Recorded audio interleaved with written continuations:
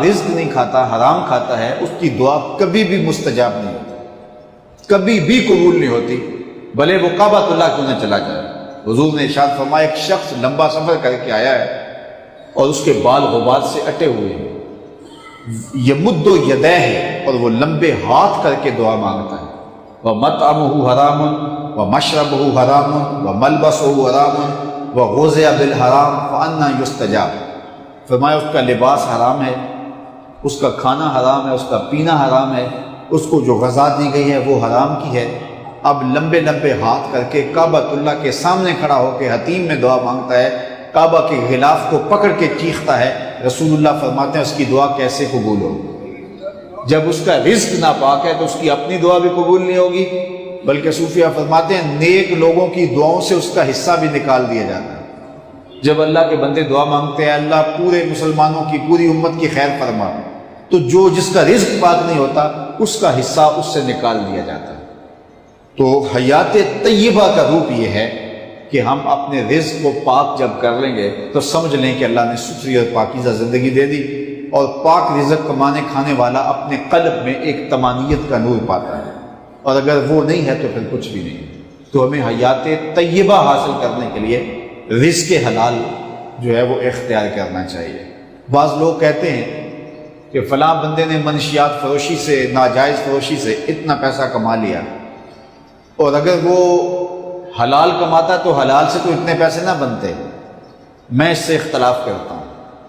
جب بچہ ماں کے پیٹ میں ہوتا ہے 120 دن کا، صحیح حدیث میں آتا ہے فرشتہ آ کے اس کی عمر بھی لکھ جاتا ہے، اس کا شقی و سعید ہونا بھی لکھ جاتا ہے، اور اس کا رزق بھی لکھ جاتا ہے۔ اگر وہ ناجائز فروشی نہ کرتا تو پھر بھی اللہ اسے اتنا دیتا، لیکن وہ حلال ذریعے سے دیتا، لیکن اس نے دولت قارون جمع کی، دولت عثمان جمع نہیں کی۔ تو اگر انسان حلال ذریعے سے حاصل کرے تو پھر بھی اس کو اتنا ہی ملتا ہے جو اس کے قسمت میں لکھا ہے، اگر حرام ذریعے سے اختیار کرے پھر بھی اس کو اتنا ہی ملتا ہے جتنا اس کی قسمت میں لکھا ہے، لیکن وہ اپنے ذریعے کو غلط کر لیتا ہے۔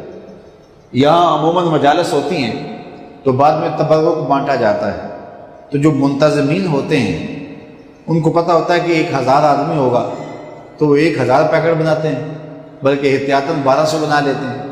انہیں پتہ ہو کہ 2000 آدمی ہوں گے تو وہ 2500 بنا لیتے ہیں۔ یعنی ایک عام تقسیم کرنے والا لوگوں کے حصے جو ہے وہ پورے دیتا ہے، اور کسی کو چاہتا ہے کہ معروم نہ ہو۔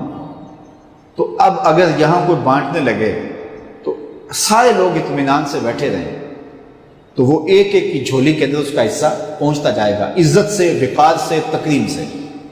لیکن آدھے لوگ ایسے لے لیں اور آدھے لوگ جھپٹ پڑیں اور ایک ایک پیکٹ چھین کے لے جائیں تو ملا ان کو بھی ایک ایک، اور جو بیٹھے رہے وقار سے ان کی جھولی میں جا کے جو ہے وہ بانٹنے والے نے دیا، ملا ان کو بھی ایک ایک، لیکن انہوں نے اپنا حصہ بے توقیری سے لیا اور انہوں نے اپنا حصہ وقار سے لیا، ملا سب کو حصہ ہی، لیکن کئیوں نے جو ہے وہ غلط طریقہ اختیار کیا، کئیوں نے صحیح طریقے سے لیا۔ رزق وہی ملتا ہے جو رب نے قسمت میں لکھا ہے، کوئی حلال ذریعے سے کماتا ہے، کوئی حرام ذریعے سے کماتا ہے۔ اب مجھے اور آپ کو یہ عزم کر لینا چاہیے کہ ہم کبھی بھی زندگی کے اندر جو ہے وہ حرام نہیں کمائیں گے۔ استغنا کیا ہے؟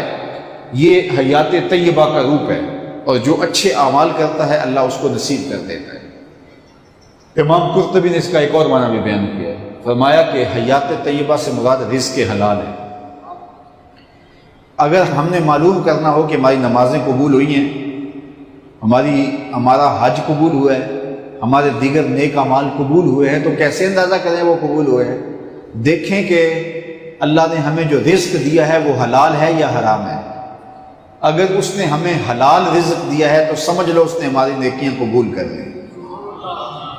حلال رزق یہ ایک ایسی دولت ہے کہ جس کو نصیب ہو گیا اس کو دارین کی بہاریں ملی، اور جس کو حلال رزق نہیں ملا اس کو طمانیت کا نور نصیب ہی نہیں ہو سکتا۔ اور دوسری بات یہ ذہن میں رکھیں کہ رزق حلال نہیں ہے تو